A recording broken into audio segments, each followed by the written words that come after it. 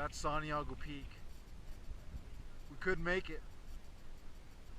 Holy Jim's road was closed off because of mudslides. That's what the forest ranger told us. So we decided to do Modjeska Peak via the Harding Truck Trail. And I believe on the other side of that ridge is Holy Jim, which we would have been taking if there weren't any mudslides due to the rain. But a beautiful hike and view nonetheless.